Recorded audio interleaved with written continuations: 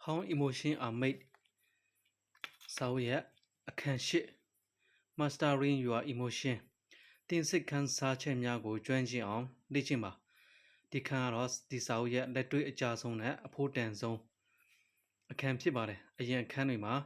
ရှင်းပြခဲ့တဲ့သိပ္ပံနည်းကျအယူအဆတွေကိုသုံးပြီးတော့ကိုယ့်ဘဝကိုဘယ်လိုတိုးတက်အောင်လုပ်မလဲဆိုတာကိုရှင်းပြထားပါတယ်ဒီအခန်းကိုစိတ်ခံစားချက်တို့ရဲ့သခင်ဆိုတဲ့ဇာတ်လမ်းလေးနဲ့စာကြည့်ကြရအောင်အခန်းရှိစိတ်ခံစားချက်များကိုကျွမ်းကျင်အောင်လေ့ကျင့်ခြင်းစာရေးဆရာလီဆာကပြောပါတယ်မင်းဟာမင်းရဲ့စိတ်ခံစားချက်တွေကိုတိဆောက်တဲ့သူ architect ဖြစ်တယ်ဆိုရင်မင်းမှာအဲ့ဓာတွေကိုပြောင်းလဲပိုင်ခွင့်လည်းရှိတယ်ဒါပေမဲ့ဒါဟာလက်ဖြောက်တစ်ချက်တီးလိုက်ရုံနဲ့ဖြစ်တာမဟုတ်ပဲကြိုးစားအထောက်မှုလိုအပ်ပါတယ်သူမကအတိကနေလန်း၃ခုကိုလမ်းညွှန်ထားပါတယ်နံပါတ်1 body budget ကိုအရင်ပြင်ပါစိတ်ညစ်နေတဲ့အခါဒါဟာစိတ်ကြောင့်မဟုတ်ပဲခန္ဓာကိုယ်ကြောင့်ဖြစ်ဖို့များပါတယ်စာရေးသူကနနက်စာကောင်းကောင်းစားပါ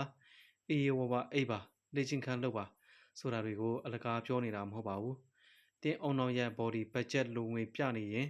အောင်နောက်ကနေလို့မကောင်းခြင်းကိုစိတ်တကြခြင်းဒါမှမဟုတ်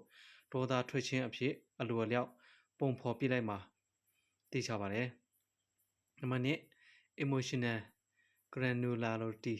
စိတ်ခံစားချက်ကိုအသေးစိတ်ခွဲခြားခြင်းဒါဟာဒီစာအုပ်ရဲ့အသက်သွေးကြောပါလူအများစုကငါနေလို့မကောင်းဘူးbad လို့ပဲရေဘူးရတိကြတယ်ဒါပေမဲ့ကျွမ်းကျင်တဲ့သူတွေကငါအားငယ်နေတာလားအထီးကျန်နေတာလားနောင်တရနေတာလားဒါမှမဟုတ်ရှက်နေတာလားဆိုတာကိုတိတိကျကျခွဲခြားသိမြင်ပါတယ်လီဆာရဲ့အကြံပေးချက်ကတော့စကလုံးအသစ်တွေကိုများများသိယူပါတခြားပါတာစကားကစိတ်ခံစားချက်ပြတဲ့စကလုံးတွေကိုလေ့လာပါတင်တည်တဲ့စကလုံး concept များလေတင်အောင်နောက်ကအခြေအနေတစ်ခုကိုပိုပြီးတိကျစွာအတိအပယ်ဖော်နိုင်လေဖြစ်ပြီးတော့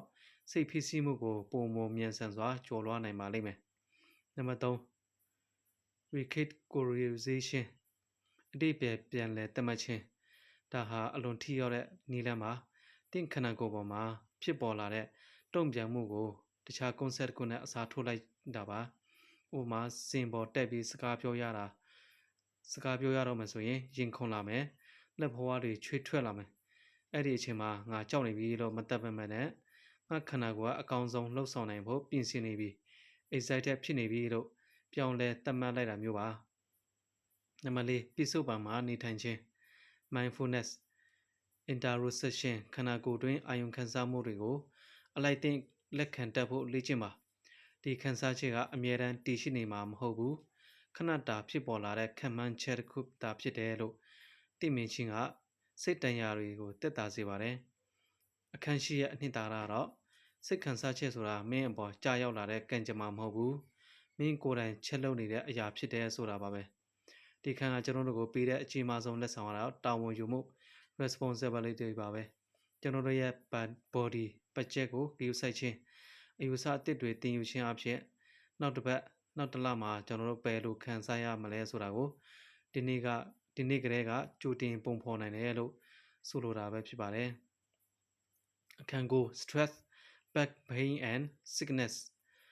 စိတ်ခံစားမှုနာကျင်မှုနဲ့ဖျားနာမှုများကိုဆက်သွားကြည့်ကြရအောင်ဒီခန်းကတော့စိတ်နဲ့ခန္ဓာကိုယ်ပဲလို့အပြန်အလှန်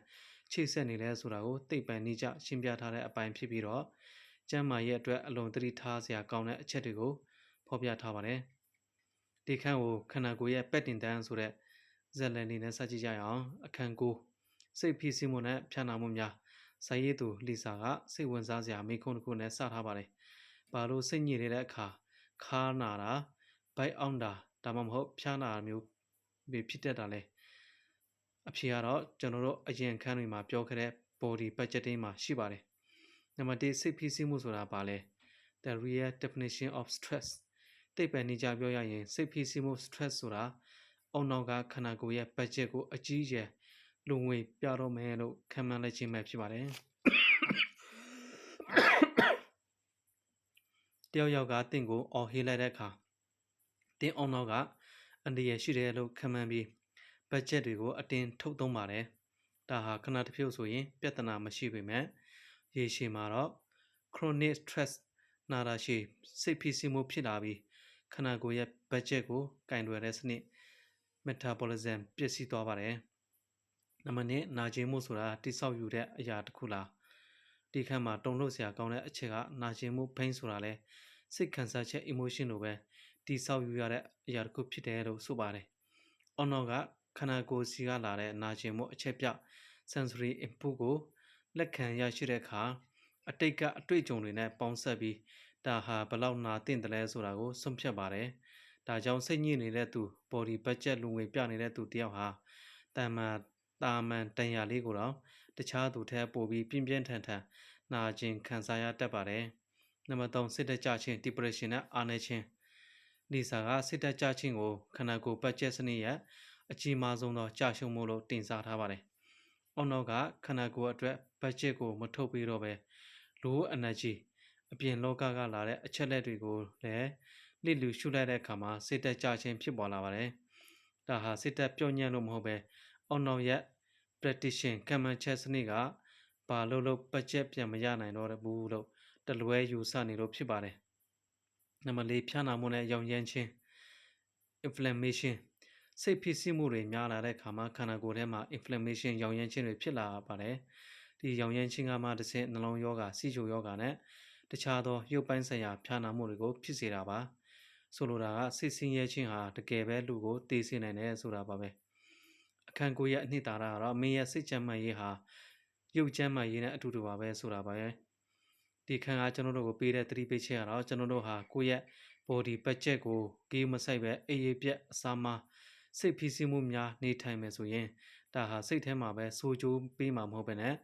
ခန္ဓာကိုယ်ရဲ့ cell တစ်ခုချင်းစီအထိပျက်စီးစေနိုင်တယ်လို့ဆိုလိုတာပဲဖြစ်ပါတယ်စာရေးဆရာအကြံပြုထားတာကတော့မအေးမသာဖြစ်လာတဲ့အခါမှာငါစိတ်ညစ်နေတာလားဒါမှမဟုတ်စိတ်ညစ်နေတာလားလို့မမေးခင်မှာငါခန္ဓာကိုယ်ကအနားယူဖို့လိုနေတာလားလို့အရင်မေးထားခိုင်းပါတယ် Chapter 10 When a dog cries တရိษံများမှာစိတ်ခံစားချက်ရှိပါသလားဒီခန္ဓာတရိษံချစ်သူတွေအတွက်ရောသိပ္ပံပညာရှင်တွေအတွက်ပါတော်တော်လေးအငြင်းပွားစရာကောင်းတယ်လို့စိတ်ဝင်စားဖို့လည်းကောင်းပါတယ်ဒီခန်းကိုခွေးလေးတွေရဲ့မျက်လုံးထဲမှာပါရှိတယ်ဆိုတဲ့ဇလန်လေးနဲ့စကြည့်ကြရအောင်ကျွန်တော်တို့ဟာကိုယ့်အိမ်ကခွေးလေးတွေကြောင်လေးတွေကိုကြည့်ပြီးတော့သူငါ့ကိုချစ်နေတာသူအပြစ်လုပ်ထားတာလားလို့သူအပြစ်လုပ်ထားလို့ရှက်နေတာလို့ပြောတတ်ကြပါတယ်ဒါပေမဲ့လီဆာကအမေခွန်းထုတ်ပါတယ်ဒါဟာသူတို့တကယ်ခံစားနေရတာလားဒါမှမဟုတ်ကျွန်တော်တို့အုံနောက်ကပဲသူတို့အပေါ်မှာပုံဖော် project နေတာလားနံပါတ်1 anthropomorphism လူကဲ့သို့ထင်မှတ်ခြင်းလူသားတွေမှာထူးခြားတဲ့ဗီဇတစ်ခုရှိပါတယ်အဲ့ဒါကတော့တက်မဲ့တွေဒါမှမဟုတ်တရိษံတွေကိုလူလိုပဲစဉ်းစားတတ်တယ်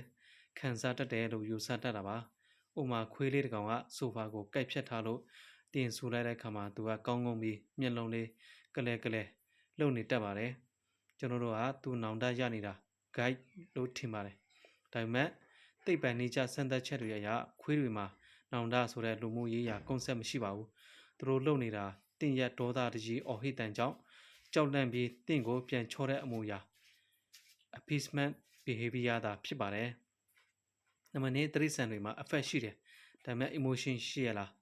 အရင်ခန်းတွေမှာပြောခဲ့တဲ့ affect နေတော့ကောင်းခြင်းမကောင်းခြင်းတက်ကြွခြင်းငြိမ်သက်ခြင်းဟာတရိษံတွေမှာလည်းရှိပါတယ်တရိษံတွေမှာလည်း body budget စနစ်ရှိတဲ့အတွက်သူတို့လည်းနှာကျင်တတ်တယ်ပျော်တတ်တယ်ကြောက်တတ်ပါတယ်ဒါပေမဲ့သူတို့မှာလူသားတွေလိုဘာသာစကားနဲ့ဖွဲ့စည်းထားတဲ့ emotion concept ဥမာမနာလိုဝန်တိုခြင်းမျိုးချစ်စိတ်တန်ရုံးစဉ်တွေမရှိပါဘူးသူတို့ရဲ့ခံစားချက်တွေကလက်ရှိပြစ္ဆုတ်ပံမှာဖြစ်ပေါ်နေတဲ့ရုပ်ပိုင်းဆိုင်ရာအခြေအနေတွေပေါ်မှာပဲအခြေခံပါတယ်နံပါတ်3အောက်နောက်တိဆောက်ပုံကွဲပြားမှုလီဆာကလူသားအုံနောက်နဲ့တရိษံအုံနောက်ရဲ့ကွဲပြားပုံကိုရှင်းပြထားပါတယ်လူသားတွေမှာ cerebral cortex အထူးသဖြင့်အရှိဆုံးအပိုင်းကအလွန်ဖွံ့ဖြိုးပြီးတော့အယူအဆတွေကိုတိဆောက်နိုင်စွမ်းရှိပါတယ်တရိษံတွေမှာတော့ဒီအပိုင်းကအလွန်သေးငယ်တာကြောင့်လူသားတွေလိုစိတ်ကူးရင်အတိတ်ပဲတွေကိုဖန်တီးဖို့ခက်ခဲပါတယ်နံပါတ်4တရိษံတွေကိုချစ်ချင်းတဲ့သိပ္ပံပညာလီဆာကတရိษံတွေကိုမချစ်ခိုင်းတာမဟုတ်ပါဘူးသူတို့ကကျွန်တော်တို့ရဲ့အဖော်မုံတွေပါဒါပေမဲ့သူတို့ကိုလူလိုပဲခံစားတတ်တယ်လို့ယူဆလိုက်တာဟာတကယ်သိပ္ပံနည်းကျအမှန်တရားမဟုတ်ဘဲနဲ့ကျွန်တော်တို့ရဲ့ social reality ကိုသူတို့အပေါ်တက်ရောက်စေတာဖြစ်တယ်လို့ဆိုထားပါတယ်ဒီခံပေးတဲ့အနှစ်သာရကတော့ တိရစ္ဆာန်တွေမှာစိတ်ခံစားချက်ရှိတယ်ဆိုတာဟာလူသားတွေရဲ့အတိတ်ပဲဖွင့်ဆိုချက်တစ်ခုသာဖြစ်တယ်ဆိုတာပါပဲဒီခါကျွန်တော်တို့ကိုပေးတဲ့အမြင်သိကတော့တိရစ္ဆာန်တွေကိုသူတို့ရဲ့သဘာဝအတိုင်း affective beings အနေနဲ့နားလည်ပေးတာကလူသားတွေရဲ့စိတ်ခံစားချက်ပုံစံခွက်တဲ့အတင်းထည့်ပြီးနားလည်ပေးတာထက်ပိုပြီးမှန်ကန်တယ်လို့ဆိုတာပါဖြစ်ပါတယ်။မနေ့ဖန်ဖတ်ပြမဲ့အခန်း7မှာတော့ဒီခန်းစားချက်အယူဆတွေကကျွန်တော်တို့ရဲ့တရားဥပဒေနဲ့တရားစီရင်ရေးအပေါ်ဘယ်လိုမျိုးအလွဲချော်တွေဖြစ်စေတဲ့ဆိုတာကိုဆက်ပြီးတော့ဖတ်ပြပေးသွားမှာဖြစ်တဲ့အတွက်စောင့်မျှော်ကြည့်ရှုနိုင်ပါတယ်ဗီဒီယိုဆုံးထိရှုပေးလို့အားလုံးကျေးဇူးတင်ပါတယ်တာယာပျော်ရွှင်တဲ့ညချမ်းလေးပန်ဆင်နိုင်ကြပါစေ။